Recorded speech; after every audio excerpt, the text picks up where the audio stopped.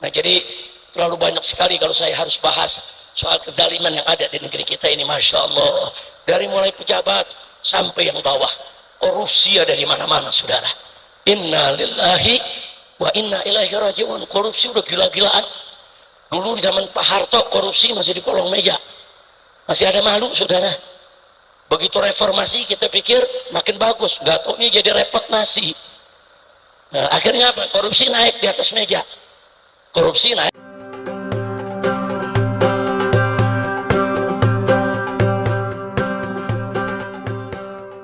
Asyhadu an la ilaha illallah wahdahu la syarika lah wa asyhadu anna sayyidana Muhammadan abduhu wa rasuluh la nabiyya ba'dah.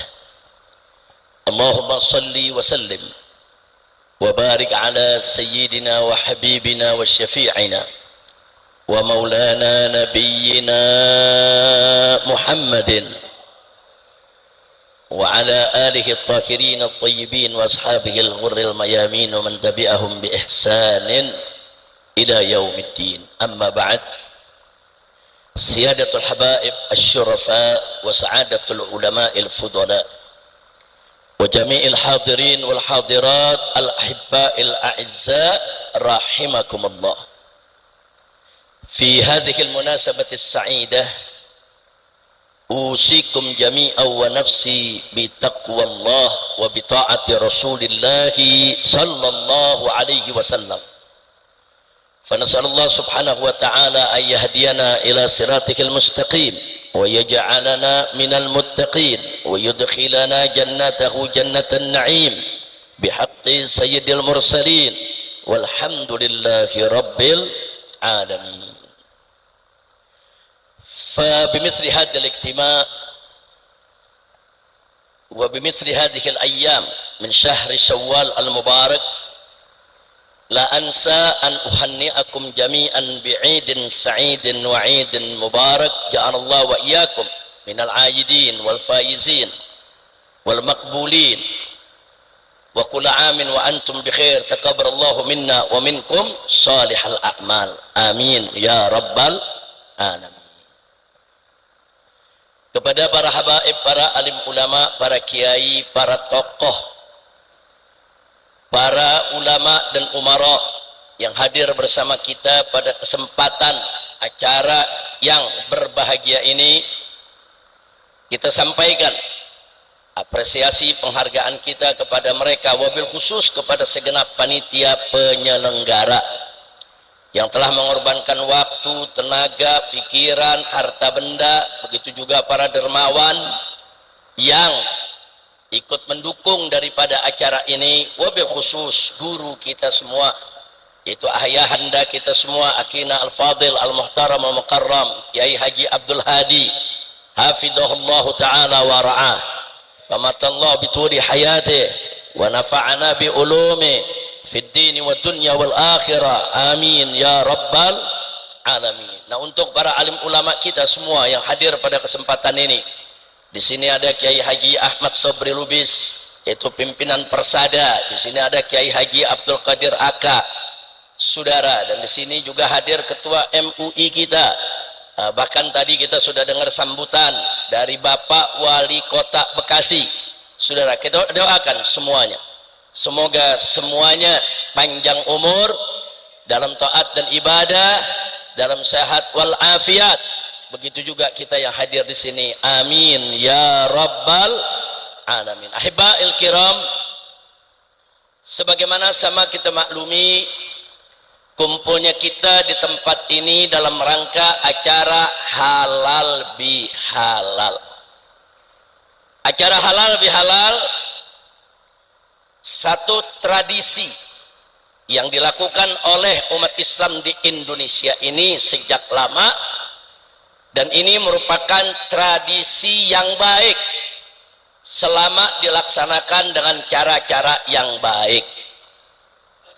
Jadi kalau dalam acara semacam ini, di dalamnya dibacakan Al-Quranul Karim, dibacakan sholawat buat Nabi, umat diajak berzikir, kemudian diberikan juga nasihat-nasihat keagamaan untuk umat.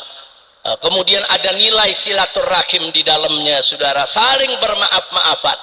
Maka tradisi semacam ini menjadi tradisi yang baik dan insya Allah penuh keberkahan. Nah, jadi kita jangan kaku kalau melihat suatu tradisi. Nah, jangan dikit-dikit disebutnya bid'ah, dolalah, musyrik, masuk neraka. Nah, kalau begitu cara kita nanti dakwah nggak berkembang ya, ikhwah. Yang penting tata cara pelaksanaannya jangan melanggar syariat, saudara. Tapi kalau tata cara pelaksanaannya dangdutan, nyawer, perempuan laki campur, joget-joget, saudara, mabok-mabokan, itu bukan halal bihalal, itu haram biharam. Na'udzubillah min dzalik. Jadi acara halal bihalal semacam ini silakan kita jaga, silakan kita lestarikan. Bahkan kalau diisi dengan aneka ragam dakwah, ini bisa berubah menjadi syiar ya ikhwah. Syiar li'la kalimatillahi subhanahu wa ta'ala. Amin ya rabbal alamin. Nah, baiklah ya ikhwan, apa sih yang diinginkan dari halal bihalal? Dari halal bihalal semacam ini biasanya para ulama, para kiai, para tokoh dijadikan sebagai satu media kesempatan untuk saling bermaaf-maafan. Saudara, kan udah kemarin bermaaf-maafan pada tanggal 1 Syawal, kita berlebaran ke sana kemari. Iya. Tapi seberapa banyak sih kita bisa datangi rumah saudara-saudara kita? Saudara, kadang-kadang hanya beberapa rumah yang kita datang, kadang-kadang mungkin hanya cuma 100-200 orang yang kita temui, tapi lewat acara semacam ini bisa ribuan orang kita kumpul bersama saling memaafkan ya ikhwah. Jadi ini satu kesempatan yang luar biasa di mana kita membuka hati kita untuk memaafkan kesalahan saudara-saudara kita, dan saudara-saudara kita semoga juga membuka pintu maaf untuk kita semua insya Allah. Nah, kalau muncul pertanyaan apa sih pentingnya bermaaf-maafan, saudara, kesalahan itu ada dua. Ada kesalahan terhadap Allah subhanahu wa ta'ala, ada kesalahan terhadap manusia. Kalau pertanyaannya mana lebih berat, kesalahan terhadap Allah atau kesalahan terhadap sesama manusia? Maka jawabnya ya ikhwan, tergantung saudara dari sisi mana kita melihat. Kalau kita melihat dari sisi saudara maha besarnya Allah, maha tingginya Allah, maha sucinya Allah, maha kuasanya Allah, saudara, tentu tidak pantas bagi manusia yang manapun untuk maksiat kepada Allah subhanahu wa ta'ala. Kenapa? Karena memang kehidupan kita ini pemberian dari Allah. Rezeki yang kita nikmati sehari-hari juga merupakan anugerah dari Allah. Gak pantas kita maksiat kepada Allah. Dan Allah kedudukannya begitu tinggi, begitu suci, begitu mulia. Saudara, betapa hinanya kalau kita berbuat kesalahan terhadap Allah. Jadi kalau dilihat dari sisi soal ketinggian, kesucian, keagungan, tentu kesalahan kepada Allah jauh lebih berat dibandingkan kesalahan terhadap sesama manusia. Namun kalau kita lihat dari sisi yang lain, dari sisi maha pengasihnya Allah, maha penyayangnya Allah, maha lembutnya Allah, maha dermawannya Allah, maha maafnya Allah, saudara, kalau kita lihat bahwa Allah itu Ar-Rahman, Ar-Rahim, Al-Latif, Al-Wadud, Al-Afu, Al-Ghafur, Al-Ghaffar, saudara, kalau kita melihat dari sisi maha pemaafnya Allah, maka ketahuilah kesalahan terhadap Allah lebih mudah kita mendapatkan maafnya ketimbang kesalahan terhadap sesama manusia. Kesalahan terhadap sesama manusia kadang-kadang 7 Rejab dia nggak mau maafin, sampai ada yang nyumpah-nyumpah, gua nggak maafin lu 7 turunan. Dan berapa banyak manusia kita sudah datang minta maaf dia nggak maafin, saudara. Kita sudah ngaku salah dia nggak mau tahu. Berapa banyak, saudara. Tapi Allah tatkala hambanya datang mengaku dosa, mengaku salah, memohon ampun dengan taubatan nasuha, Allah maafkan. Subhanallah, sebesar apapun dosanya, mau dosanya setinggi gunung, seluas lautan, nggak usah ditanya dosa apa saja, saudara, selama hayat masih di kandung badan, dosa apa saja yang dia lakukan, tatkala dia kembali kepada Allah raji'an taiban, dia kembali kepada Allah dalam keadaan bertaubat, dia mengaku salah, dia menyesali kesalahannya, dia memohon ampun kepada Allah, dan dia bertekad untuk tidak mengulanginya, betul-betul taubatan nasuha, Allah maafkan dia punya dosa. Jadi begitu mudah mendapatkan maaf dari Allah, begitu sulit mendapatkan maaf dari manusia. Makanya kalau dilihat dari sisi ini, maka kesalahan kepada manusia lebih berat dibandingkan kesalahan kepada Allah. Jadi kalau ada yang tanya begitu, mana nih lebih berat, antara salah kepada Allah atau salah kepada manusia? Tergantung dari mana kita melihat, tergantung dari mana kita mandang. Kalau kita melihat dari segi ketinggian Allah, kekuasaan Allah, kemuliaan Allah, ya tentu kesalahan kepada Allah lebih berat daripada kesalahan sesama manusia. Tapi kalau kita lihat betapa Allah mudah memaafkan kesalahan hambanya, bahkan Allah senang kalau hambanya habis berbuat dosa, saudara, datang taubat, subhanallah. Tapi betul-betul taubatan nasuha, ya ikhwah. Nah, maka itu sekali lagi, kalau dilihat dari segi maafnya Allah, sulitnya mendapatkan maaf dari manusia, maka kesalahan terhadap manusia jauh lebih berat dibandingkan kesalahan terhadap Allah.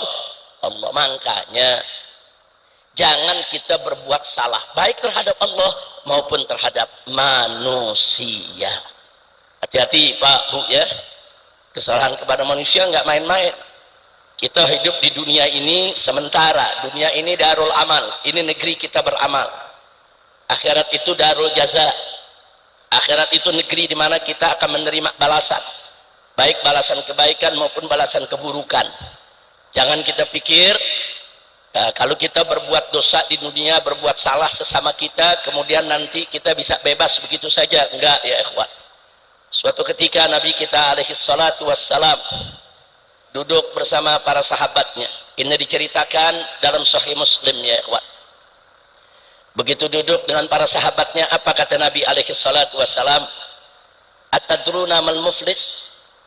Hei para sahabatku, tahukah kamu siapa itu muflis? Muflis itu secara bahasa artinya orang yang bangkrut ya ikhwan. Orang yang bangkrut itu artinya, saudara, dalam bahasa Arab disebut muflis. Jadi Nabi bertanya kepada para sahabat, atadruna mal muflis? Tahukah kamu apa itu muflis? Tahukah kamu siapa itu muflis? Orang yang bangkrut itu? Qalu, para sahabat menjawab, al muflisu fina ma la dirhamana wala mata. Ma la dirhamalahu wala mata. Orang yang bangkrut di tengah-tengah kami ini ya Rasulullah adalah orang yang tidak punya dirham, nggak punya duit ya ikhwah, wala mata, dan nggak punya harta sedikit pun juga. Jadi kalau dia tidak punya harta, dia tidak punya duit, saudara, itulah yang disebut bangkrut, kata para sahabat. Kemudian disampaikan oleh Nabi alaihi salatu wassalam, apa kata Nabi? Al muflisu min ummati, orang yang bangkrut daripada aku punya umat adalah man ya'ti yaumal qiyamah, barang siapa nanti di hari kiamat dia datang menghadap kepada Allah subhanahu wa ta'ala bisolatin wa siyamin wa zakatin, dia datang menghadap kepada Allah dengan aneka ragam amal soleh, amal baik. Dia datang dengan amal sholatnya, dengan amal zakatnya, dengan amal puasanya, luar biasa, aneka ragam pahala dia bawa menghadap Allah, saudara. Tapi apa selanjutnya kata Nabi? Wa ya'ti, akan tetapi nanti di pengadilan Allah juga akan datang, qad syatama hadza, dia sudah mencaci maki orang yang ini, wa qadhafa hadza, dia sudah fitnah orang yang ini, wa akala mala hadza, dan dia sudah makan harta orang yang itu, wa daraba hadza, dan dia sudah satunya lagi. Artinya apa? Dia lagi bangga-bangganya bawa macam-macam amal soleh menghadap Allah. Dia pikir dia bakal masuk surga nih, amalnya banyak saudara. Tapi pada saat yang sama di pengadilan Allah datang serombongan orang. Siapa mereka? Orang-orang yang pernah dizalimi sama orang ini saudara. Yang ini pernah dicaci maki, yang ini pernah difitnah, yang ini pernah diambil hartanya saudara, yang ini pernah dipukul. Orang-orang yang pernah dizalimi semasa hidup di dunia semua datang minta keadilan dari Allah subhanahu wa ta'ala. Ya Rabb, orang ini dulu yang mencaci makiku. Ya Allah, orang ini dulu yang memfitnahku. Ya Allah, ini orang dulu yang mengambil harta bendaku, mengambil tanahku, mengambil lahanku, mengambil uangku. Ya Allah, ini orang yang mukuli aku, ini orang menganiayaku. Wasafaka dama hadza, termasuk orang yang ditumpahkan darahnya oleh dia saudara, dilukai, dibunuh. Semua datang minta keadilan dari Allah subhanahu wa ta'ala. Jadi hati-hati saudara, enggak beres begitu aja dosa kita sama orang, ada pengadilan Allah saudara. Dan di pengadilan Allah ini tidak ada satu masalah pun yang akan luput saudara. Kenapa? Karena hakimnya adalah yang maha tahu, maha adil saudara, dialah Allah subhanahu wa ta'ala. Nah akhirnya apa yang terjadi kata Nabi dalam hadis, fayu'tu hadza min hasanati wa hadza min hasanati. Allah putuskan saudara, yang ini yang pernah dizalimi, dicaci maki saudara, bagaimana cara membayar daripada kesalahan tersebut? Orang tadi amalnya diambil, pahala yang dia punya diambil, fayu'to saudara, diberikan kepada orang yang pernah dizalimi. Yang ini dikasih dia kebaikannya, ini dikasih dari pahalanya, ini dikasih dari ganjarannya saudara, sesuai dengan kadar kesalahan masing-masing. Dan Allah maha tahu akan kadarnya saudara. Oh berapa nih kadar kesalahannya? Oh sekian, Allah maha tahu. Allah berikan pahala sesuai dengan kadar kesalahan yang pernah dilakukan oleh orang tadi. Semua pahalanya diambil saudara, dibagi-bagi, dibagi-bagi kepada orang-orang yang sudah dizalimi saudara. Makanya Nabi mengatakan fayu'tu hadza min hasanati wa hadza min hasanati. Setelah itu apa yang terjadi saudara? Fa in faniyat hasanatu falam yuqtu ma alaih. Begitu pahalanya habis, ganjarannya habis dibagi-bagi. Sementara yang nuntut karena dizalimi masih ada, pahalanya udah habis. Pahala sholatnya habis, pahala zakatnya habis, pahala puasanya habis, pahala sedekahnya habis, semua pahala kebaikannya habis, dibagi-bagi kepada orang yang dizalimi. Masih ada yang dizalimi, belum tuntas. Ya Rabb, kita belum dapat bagian, kita minta keadilan. Makanya Nabi katakan fa'in faniyat hasanatu falam yuqda ma'aleh. Ini belum beres. Lalu apa yang terjadi saudara?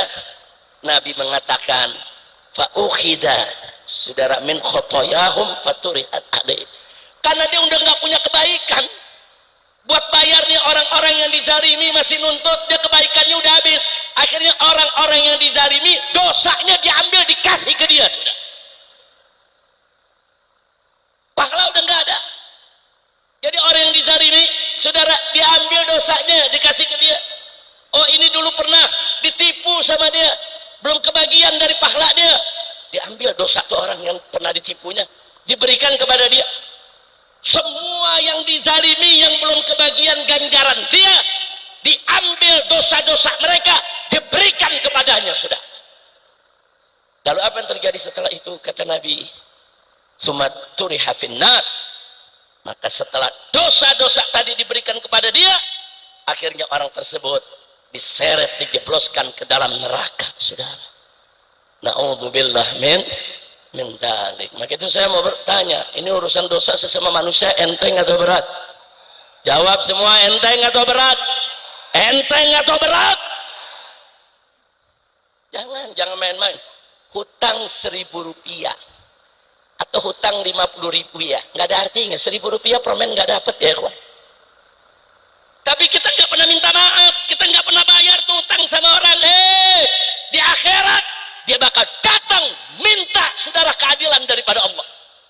Hati-hati kalau urusan 5 perak. Kenapa? Karena saat itu orang semua cari selamat. Saat itu semua orang berebut pahala, nggak ada yang mau masuk neraka, semua pengen masuk surga.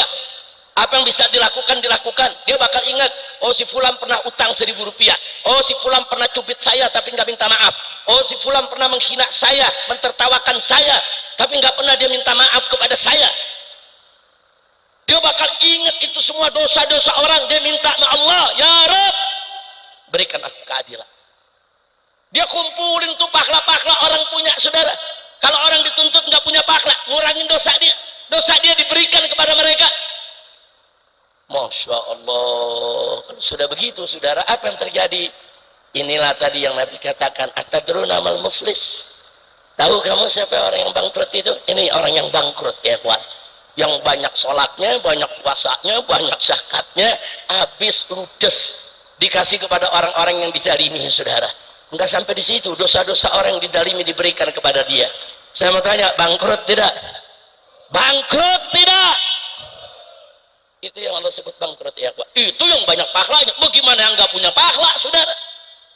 Udah di dunia nggak pernah sholat, nggak pernah zakat, nggak pernah berbuat baik, kerjaannya tiap hari nyusahin orang, tiap hari menzalimi orang, tiap hari saudara nyakitin orang. Itu super bangkrut itu, ya Pak. Udah nggak punya pahala apa-apa, bikin dosa sama orang. Dan sekarang ini kita lihat sedih, prihatin, saudara. Ini dekadensi moral di kita punya negeri semakin hari semakin parah.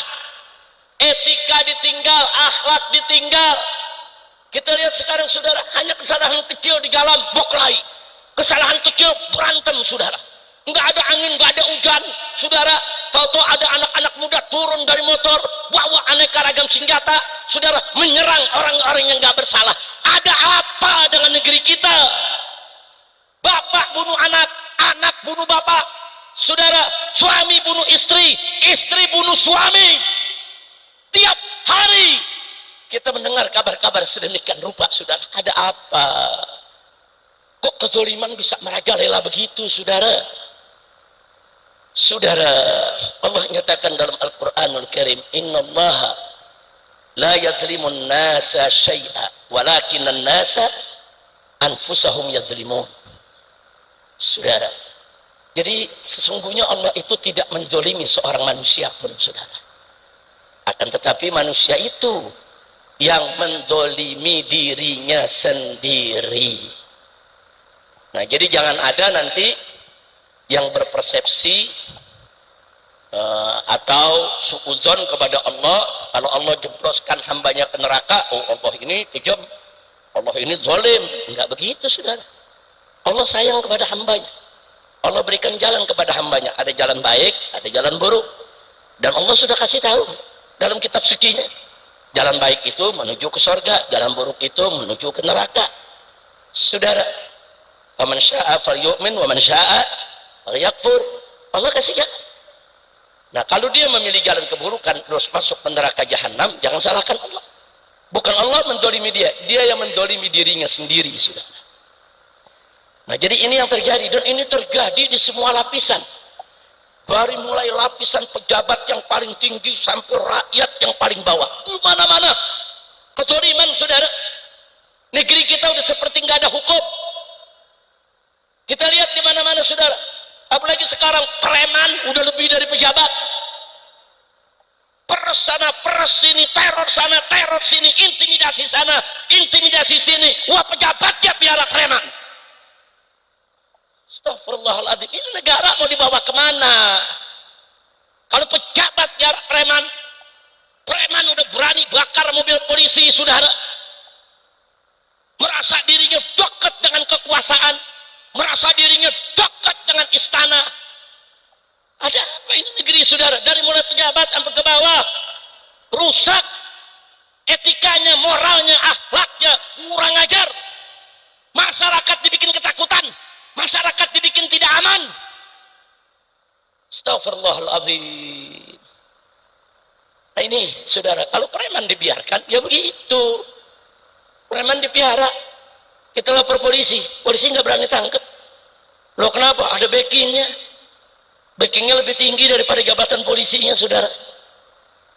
Kalau ini terus dibiarkan, maka siap-siap negara kita akan hancur, saudara. Nah, mungkin 5-10 tahun ke depan udah nggak ada lagi Indonesia. Mungkin kita udah pecah jadi negara-negara kecil. Sumatera negara sendiri, Kalimantan negara sendiri, Papua negara sendiri, Pulau Jawa negara sendiri, bahkan mungkin Pulau Jawa terpecah menjadi beberapa negara, saudara. Nah, kalau kita nggak mau itu terjadi, ya kita mesti lakukan perubahan. Amar ma'ruf nahi munkar mesti ditegakkan. Katakan yang hak itu hak, yang batil itu batil. Nggak main-main menyampaikan kalimatul hak amama sultanil jahir, itu afdolul jihad. Sebagus-bagusnya jihad, sehebat-hebatnya jihad, sampaikan kalimat yang hak di hadapan pemimpin yang zalim, siapapun pemimpinnya, saudara. Amar ma'ruf nahi munkar mesti terus digalakkan. Nah, kalau amar ma'ruf nahi munkar tidak digalakkan, ya begini jadinya. Kemunkaran di mana-mana, kemaksiatan di mana-mana. Bagaimana orang bisa aman? Naik mobil di lampu merah lagi tenang, saudara, tahu-tahu kaca depannya dihantam dengan golok, dihantam, saudara, dengan celurit. Nggak ada angin, nggak ada hujan, nggak ada kesalahan, saudara. Bisa merajalela begitu. Geng motor, saudara, yang merusak, yang menyerang orang, saudara, begal, saudara. Inna lillahi wa inna ilaihi raji'un. Nah, jadi saya hanya ingin menyampaikan itu semua kezaliman nggak boleh kita lakukan. Dalam satu hadits qudsi, saudara, Allah berfirman sebagaimana diriwayatkan oleh Nabi kita Muhammad sallallahu alaihi wasallam, di mana Allah menyatakan, ya ibadi inni haramtu zulma ala nafsi faja'altuhu muharraman bainakum fala tadzalamu. Ya ibadi, kata Allah, hei hamba-hambaku, inni haramtu zulma ala nafsi, sesungguhnya aku mengharamkan kezaliman atas diriku. Artinya Allah sendiri mengharamkan kezaliman itu atas dirinya, saudara. Haram. Makanya Allah nggak pernah melakukan kezaliman. Tadi sudah kita bacakan ayatnya, saudara. Innallaha la yadzlimun nasa syai'a. Allah nggak pernah menzalimi seorang manusia pun, saudara, dalam hal apapun. Nah, selanjutnya Allah nyatakan wa ja'atuhu muharraman bainakum, dan aku jadikan kezaliman itu sebagai sesuatu yang diharamkan di antara kamu. Selanjutnya Allah mengatakan fala tadzalamu, jangan sekali-kali kamu saling menzalimi. Gak boleh menzalimi, itu berat, saudara. Satu, jangan kita zalimi diri kita sendiri. Orang menenggak minuman keras, dia menzalimi dirinya sendiri, dia merusak dirinya. Orang judi, saudara, itu juga dia merusak dirinya. Banyak orang dulu bertanya-tanya, apa betul judi itu merusak? Lihat sekarang, gara-gara judi orang bunuh-bunuhan, gara-gara judi orang bunuh diri, gara-gara judi. Coba lihat sekarang di mana-mana, saudara. Jadi kalau orang menenggak minuman keras, orang berjudi, orang berzina, orang melakukan maksiat, dia sudah menzolimi dirinya sendiri. Nah, yang kedua, jangan kita zolimi keluarga kita. Hei kaum bapak, saya ingatkan, haram Anda berbuat kekerasan, Anda menzolimi, menganiaya istri, anak, mantu, cucu, apalagi kedua orang tua. Haram. Kok bisanya ada suami yang ngegebukin istri, saudara, meksa istri? Kalau kita sudah tidak suka dengan istri kita, saudara, kembalikan ke orang tuanya. Nggak boleh kita zalimi, nggak boleh kita aniaya, haram. Begitu juga perempuan-perempuan, taati suami, jangan keluar rumah tanpa izin suami. Jangan selingkuh dengan siapapun. Jaga itu hak suami, jaga hak anak-anak. Ini etika udah mulai hilang, saudara. Sehari puluhan ribu rumah tangga bubar bercerai di Indonesia. Innalillahi wa inna ilaihi rajiun. Sedih kita kalau melihat ini gimana, kan katanya mayoritas umat Islam, kok begini kondisinya. Kalau negeri bukan Islam, tiap hari terjadi cerai, nggak ada urusan, saya nggak lihat itu. Kalau negeri bukan Islam, banyak maksiat saudara, saya nggak kaget. Tapi kalau negeri dengan penduduk mayoritas Muslim, banyak habibnya, banyak kiainya, banyak pondok pesantrennya, banyak majelis taklimnya, kenapa rumah tangga umat Islam saudara penuh dengan kezaliman? Kita nggak menafkahi istri, zalim. Nggak menafkahi anak, zalim. Sampai Nabi mengatakan khairukum khairukum li ahlikum. Apa kata Nabi pesan buat kita semua? Khairukum khairukum li ahlikum. Sebaik-baiknya orang di antara kamu sekalian adalah orang yang paling bagus perlakuannya terhadap keluarganya. Mau jadi orang baik, lakukan keluarga dengan baik. Enggak sampai situ, di hadis yang lain Nabi mengatakan khairukum khairukum li nisaikum. Orang yang terbaik di antara kalian adalah orang yang paling bagus perlakuannya terhadap istri-istrinya. Masya Allah, Islam ini ajaran yang indah. Islam ini ajaran yang penuh keharmonisan. Islam ini ajaran yang humanis. Tapi kalau tiba-tiba rumah tangganya pada rusak, masyarakatnya pada rusak, saudara, nanti orang kafir menyalahkan ajaran Islamnya. Pantas banyak orang kafir enggan mau meluk Islam manakala melihat perilaku umat Islam seperti itu, saudara. Nah, karena itu saya mau ajak semua, yuk, jangan kita zalimi diri kita, jangan kita zalimi keluarga kita, jangan zalimi tetangga kita, saudara. Tetangga kita kanan kiri, saudara, jaga hak mereka. Hari ini mereka diam, mereka nggak berani protes. Hari ini mereka diam, mereka terus diganggu oleh kita. Tapi besok di pengadilan Allah, semua tetangga kita akan menuntut. Kalau kita menzalimi mereka, mengganggu tidur mereka, mengganggu istirahat mereka, mengganggu keamanan rumah mereka, haram. Jadi Islam ini, pelajaran ini saudara, semuanya untuk akhlakul karimah. Kan Nabi mengatakan innama bu'itsu li utammima makarimal akhlak. Sesungguhnya aku ini diutus oleh Allah hanya untuk menyempurnakan kemuliaan-kemuliaan akhlak. Kenapa kita ini diperintahkan sholat 5 waktu? Supaya akhlak kita bagus. Kenapa kita puasa Ramadan? Supaya akhlak kita bagus. Kenapa kita bayar zakat? Supaya akhlak kita bagus. Kenapa kita disuruh haji, disuruh umroh? Supaya akhlak kita bagus.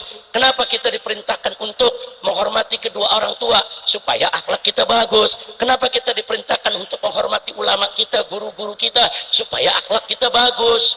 Kenapa kita disuruh menjaga keamanan tetangga kita? Supaya akhlak kita bagus. Kenapa kita dilarang berzina, dilarang menenggak minuman keras, dilarang berjudi, dilarang saudara menggunakan narkoba, dilarang untuk merusak diri kita? Supaya akhlak kita bagus. Kenapa kita dilarang ke dukun? Kenapa kita dilarang belajar ilmu santet? Kenapa dilarang menggunakan ilmu sihir? Supaya akhlak kita bagus. Supaya akhlak kita bagus, saudara. Nah, kalau mayoritas muslim akhlaknya kita lihat di jalan seperti ini, saudara, padahal para ulama sudah mati-matian buka majelis ngajar, berteriak ngajarin umat, saudara. Nah, maka itu di sini saya mau sampaikan, yuk saudara, enggak cukup kalau cuman ulama yang berteriak dari majelis taklim merapikan akhlak umat, tapi harus ada dukungan umaro. Kalau ulama berteriak minuman keras haram, umaro tutup pabrik minuman kerasnya. Kalau ulama berteriak zina haram, umaro tutup tempat prostitusinya. Kalau ulama berteriak judi haram, pemerintah serius berantas judinya. Ini kadang-kadang aparat jadi backingnya. Apa ceritanya, saudara? Inna lillahi wa inna ilaihi raji'un. Hati-hati. Di hadis yang lain Nabi mengatakan ittaqud zulma fa inna zulma zulumatun yaumal qiyamah. Takutlah kamu sekalian kepada kezaliman. Hati-hati, kata Nabi. Kenapa? Fa inna zulma, karena sesungguhnya kezaliman itu zulumat, akan menjadi kegelapan yang berlapis-lapis yaumal qiyamah, di hari kiamat nanti, saudara. Tentu kita di hari kiamat ingin terang benderang, kita ingin ada nur, kita ingin ada cahaya yang menerangi kita semua, saudara. Tapi hati-hati, banyak berbuat zalim. Nabi mengatakan inna zulma zulumat, bahwa kezaliman itu, saudara, akan menjadi kegelapan yang berlapis-lapis di hari kiamat. Na'udzubillah min dzalik. Maka itu, yuk, mumpung hayat masih di kandung badan, satu, taubatlah kembali kepada Allah. Tubu ilallahi taubatan nasuha, taubat kembali kepada Allah, saudara, dengan sebenar-benarnya taubat. Yang kedua, minta maaf sesama manusia. Yang pertama, minta maaf kepada ibu bapak kita, saudara. Kalau kita selama ini bicara kasar, saudara, berperilaku kasar, nggak boleh. Saudara, menatap orang tua saja itu bisa durhaka, saudara. Menatap orang tua dengan tajam membuat orang tua takut, membuat orang tua khawatir, haram. Bagaimana berucap kata yang kasar, bagaimana memukul orang tua, bagaimana membuang orang tua. Saudara, di Jepang ada tradisi di beberapa suku, kalau orang tua sudah lanjut 60 ke atas lebih, orang tua itu digendong oleh anaknya, ditaruh di tengah hutan, ditinggalkan.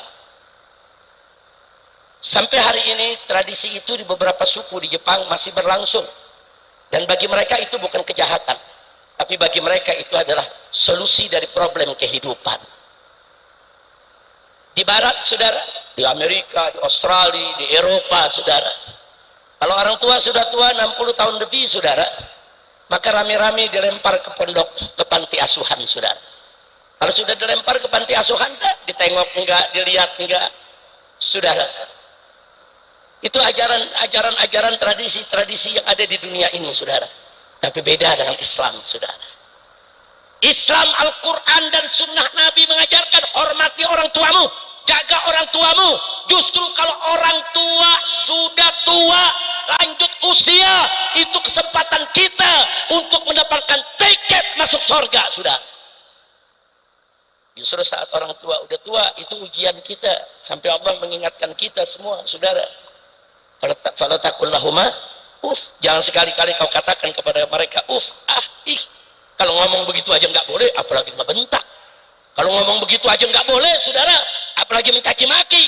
Kalau bicara uff saja nggak boleh, saudara, apalagi menganiaya, apalagi menelantarkan orang tua. Indah ajaran Islam. Rumah tangga yang mengajarkan Islam dengan baik, orang tua nggak khawatir. Semakin tua, anak cucu semakin cinta sama dia, saudara. Anak cucu datang saling bergantian, mendatangi, cium tangan, cium pipi, cium jidat, saudara.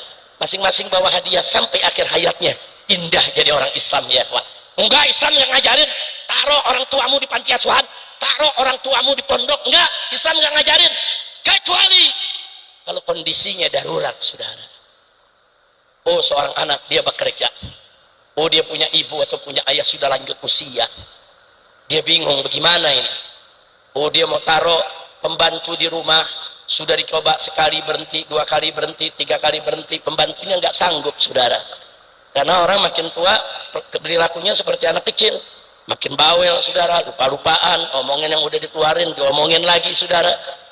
Kalau kurang sabar, saudara, pegel memang, saudara. Nah, akhirnya apa? Terpaksa. Kalau dia ngerawat orang tuanya, dia nggak dapat nafkah bulanan, dia kerja, dia titip di pondok, saudara. Dia titip, yaitu di pondok duafa atau pondok lansia. Nah, dia titip, saudara, di panti asuhan. Panti asuhan yang dia percaya, yang mengajarkan keislaman, mengajarkan keagamaan. Ini Kiai Ahmad Sobri Lubis, saudara, di Sumatera Utara ini bangun pondok pesantren lansia. Jadi santri-santrinya ibu-ibu yang umurnya udah 70, udah 80 tahun, saudara. Dan saat ini di Megamendung juga sedang dirintis lagi, saudara.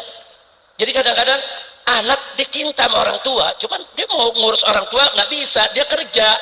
Kalau dia nggak kerja, nggak ada nafkah buat orang tuanya, dia titip di pondok. Di pondok ada ustadz-ustadz yang ngajak mereka sholat subuh, ngajak mereka zikir, ngajak mereka zuhur. Masya Allah, saudara.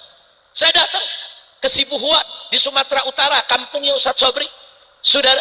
Saya datang, ada puluhan orang-orang tua semua, saudara. Senang mereka diajak zikir. Ada 70, saudara. senang mereka diajak zikir, nenek-nenek semua diajak zikir, diajak selawatan, saudara, makan dijamin, semua dijamin, anaknya datang hari libur seminggu sekali nengokin. Nah kalau yang begini silakan taruh orang tua di pondok-pondok semacam itu, saudara. Beda dengan panti asuhan yang nggak kenal agama, cuma dikasih makan doang, saudara. Kalau ini enggak, dikasih kegiatan yang islami, saudara. Tapi yang terbaik, rawat orang tua kita di rumah kita, saudara. Rawat orang tua kita di samping kita, rawat orang tua kita sampai akhir hayatnya, saudara. Kalau kita mengatakan orang tua kita bawel, kau juga masih bayi bawel, tiap malam bangun nangis, ayahmu yang bangun, ibumu yang bangun, tengah malam kencing, buang air besar, ibumu yang cebokin, ayahmu yang ngayunin. Apa kau pikir waktu kita bayi kita ini tidak bawel? Jauh lebih bawel daripada orang tua kita, jauh lebih rewel daripada orang tua kita, saudara. Jangan zalimi orang tua, ya kawan. Orang tua kunci kebahagiaan dunia akhirat kita. Nah jadi terlalu banyak sekali kalau saya harus bahas soal kezaliman yang ada di negeri kita ini, masya Allah. Dari mulai pejabat sampai yang bawah, korupsi ada di mana-mana, saudara. Inna lillahi wa inna ilaihi rajiun. Korupsi udah gila-gilaan. Dulu di zaman Pak Harto korupsi masih di kolong meja, masih ada malu, saudara. Begitu reformasi kita pikir makin bagus, nggak taunya jadi repot nasi. Nah akhirnya apa? Korupsi naik di atas meja, korupsi naik di atas meja. 10 tahun terakhir kemarin, saudara, yang banyak bohong, banyak dustanya, saudara, sama meja-mejanya dibuat hari. Jujur aja, kacau tidak? Kacau tidak? Kacau tidak? Itulah Indonesia. Nah sekarang saya mau tanya, apa kita mau begini terus? Apa mau begini terus? Siap bangkit, siap berakhlak, siap berjuang, siap melakukan perubahan, siap perbaiki negeri. Takbir, shallu ala nabi. Saudara, sebelum saya akhiri, saya mau tanya, kita nyakitin ini, nyakitin itu, ngambil harta ini, ngambil harta itu, Nabi udah sebut bangkrut. Yang saya mau tanya, bagaimana kalau ada pejabat korupsi sampai triliunan? Itu yang nuntut berapa orang tuh? Itu yang disakiti, saya mau tanya, dirugikan berapa orang? Sekampung? Senegeri? Senegeri? Senegeri dia sakiti, senegeri haknya diambil, senegeri dia tolimi. Saya bisa bayangin tuh, pejabat yang model begitu nanti di akhirat ada 270 juta rakyat Indonesia ngantri lagi nuntut dia, rame-rame ngantri. Saya juga mau ikut ngantri. Kenapa ngikut ngantri? Ya kan lumayan, pahala dia dikasih kita atau dosa kita dikasih dia. Korupsi besar-besaran habis-habisan, nggak tanggung-tanggung, triliunan. Masya Allah. Cuman ironisnya yang kita sedih, saudara, ini yang kita paling sedih nih, maling ayam digebugin babak belur, ada yang mati, saudara. Yang korupsi triliunan, depan kamera masih ketawa-ketawa, dikawal, dapat uang penjara yang bagus. Habib, apa betul sel itu bisa diberi? Bisa. Habib, apa betul di sel itu kita bisa dapat fasilitas ini, fasilitas itu? Bisa. Lo kok Habib tahu? Kan gue pengalaman. Gue tahu yang jual beli di sana, betul? Betul. Nah, Ustaz Sobri juga pengalaman tuh ya, kawan. Nemenin saya di penjara. Bisa. Memang ada ruang-ruang yang disewa kok. Memang ada ruang-ruang yang memang harus bayar kok. Sudah.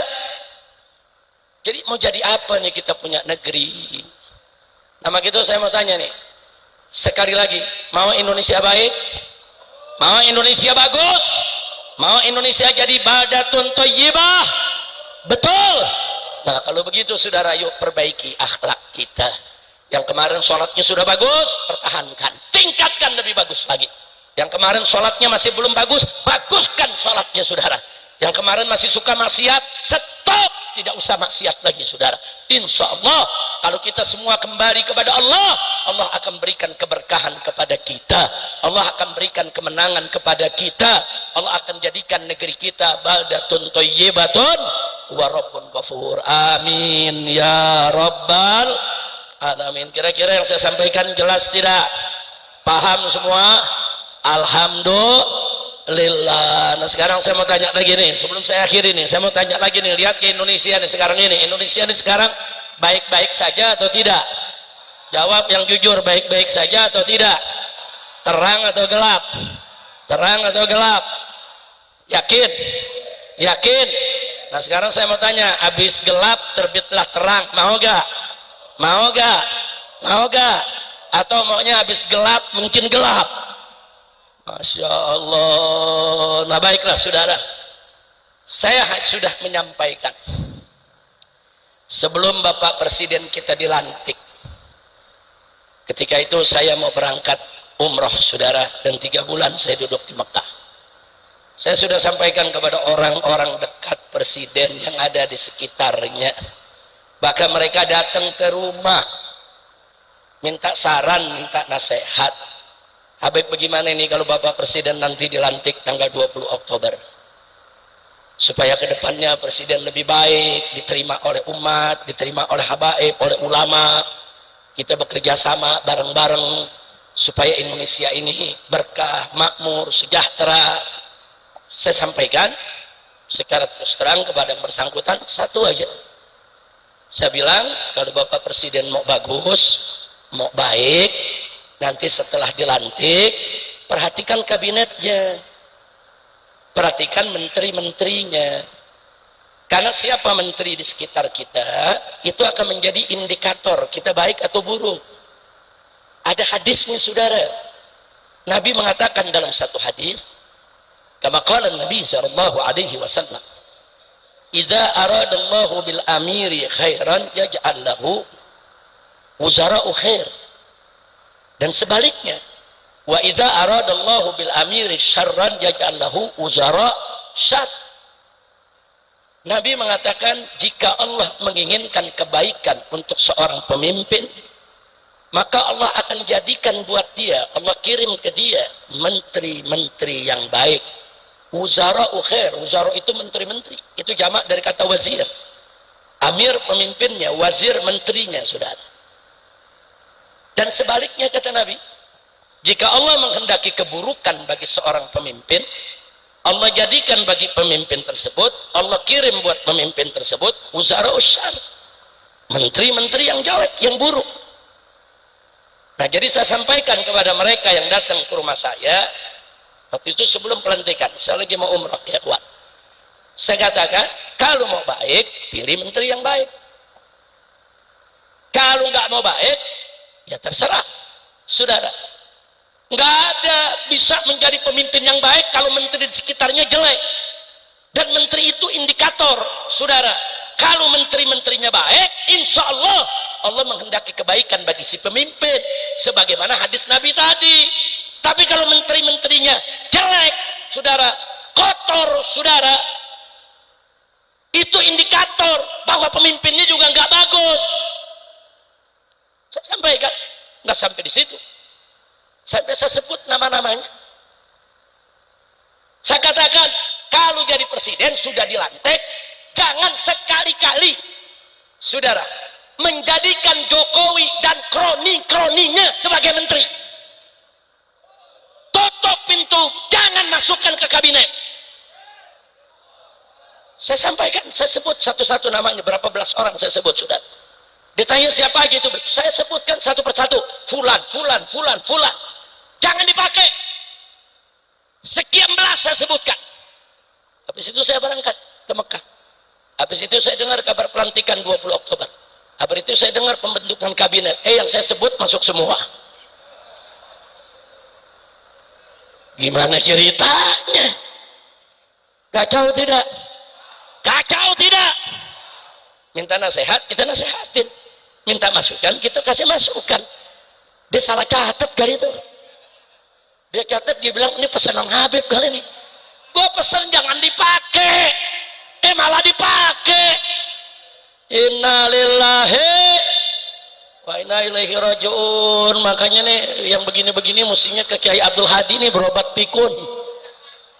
Dia diobatin nih Kiai Abdul Hadi, amin. Udah deh nggak usah diterusin dah, udah kacau. Udah ntar aneh ceramah bagus-bagus gitu ribut, aneh keluar dah unak-unak semua. Udah cukup segitu kira-kira yang saya sampaikan, jelas tidak? Kemarin juga datang lagi, Pep ini bagaimana? Nah, kan gue udah bilangin yang begitu lu jangan pakai, kenapa jadi lu pakai? Nah, jadi bagaimana sekarang? Ya reshuffle, masih ada jalan kebaikan di depan, betul, pecat semua menteri-menteri yang bermasalah, betul, menteri yang terlibat korupsi, menteri yang terlibat KM50, menteri yang terlibat tabrak undang-undang, menteri yang terlibat perjudian, menteri yang terlibat penyelewengan bansos. Wah, udah gregetan aja dah. Ini kalau lagi begini gue lupa sama penyakit gue. Pinggang yang sakit jadi baik ya adik. Udah cukup dah. Kira-kira jelas gak? Paham? Nah saya mau tanya, berarti perbaikan ke depan masih ada jalan gak?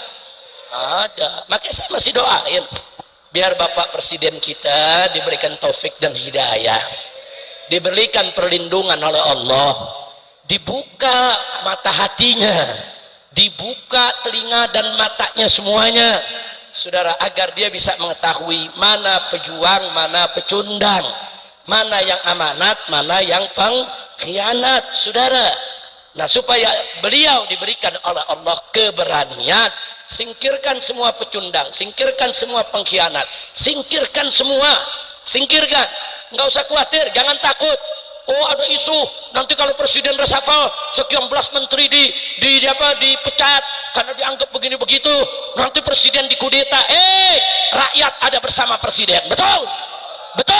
Kalau presiden melawan koruptor, kalau presiden melawan bandar judi, kalau presiden melawan oligarki busuk, melawan penjahat-penjahat negara, seluruh umat Islam di negeri ini akan berada bukan hanya di belakang presiden, bahkan siap ada depan presiden. Kita siap hancurkan siapapun yang ingin menghancurkan negara kita, betul.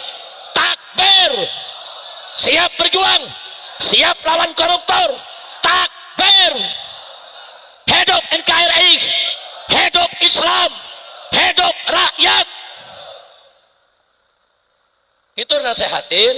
Sekarang kita sampaikan, mudah-mudahan ke depan berubah, amin, amin. Walaupun kadang-kadang pesimis. Lo pesimisnya apa? Saya di mana-mana teriak adili Jokowi, rakyat mahasiswa di mana-mana teriak adili Jokowi. Ada yang teriak di istana hidup Jokowi.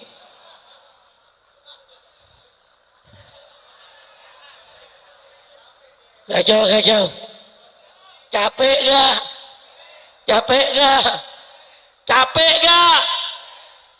Masya Allah. Ya udah, itu yang saya mau sampaikan ya kawan. Nah sekarang saudara, saya mau tanya sekali lagi, kalau presiden berjuang untuk kebaikan, bela agama, bangsa dan rakyat, siap bela presiden? Siap bantu presiden? Siap jaga presiden? Takbir. Tapi kalau presidennya masih begini-begini aja, ya saya mau gelar tikar nonton. Ya bukan, sekarang kan di mana-mana kezalimannya Allah lagi buka, betul. Orang zolim lagi main buka-bukaan celana, lagi main lapor-laporan. Alhamdulillah. Ada yang nanya, Habib gimana nih Beb? Ini keadaan udah gawat nih. Oh, ini di sini udah pada saling menyerang. Kenapa jadi gawat? Buaya berantem, kenapa lu yang ribut? Ya, tonton aja, betul. Serigala lagi mencakar-cakaran, tonton. Masya Allah. Kalau perlu adu, kalau perlu ada yang protes, Habib kok begitu Beb? Adu domba kan haram Beb. Jawab jangan, halal dihalal tahun depan. Ya bukan lo mau borongan sekarang juga. Jawab jangan. Adu domba memang haram, betul. Adu manusia apalagi, betul. Ayo jawab yang kompak, saudara. Adu domba halal atau haram? Adu manusia halal atau haram? Adu setan? Lu bingung dah lo. Ayo adu setan, adu setan, setan sama setan berantem, duhin. Kira-kira jelas gak? Lu jangan nanya setannya siapa. Gua hancur lu mata-mata lu. Kadang-kadang mancing, beb siapa tuh beb, kita sebutin, gua pulang ditanggap. Lu jangan nanya. Pakai nanya itu siapa beb, masa lu nggak tahu? Yang hadir sini saya mau tanya, tahu setan? Tahu setan? Ada setan pala hitam ada? Tahu? Nggak usah nanya, nggak usah nanya. Ya bukan kita nanya, akhirnya urusannya panjang. Udah tahu aja tuh.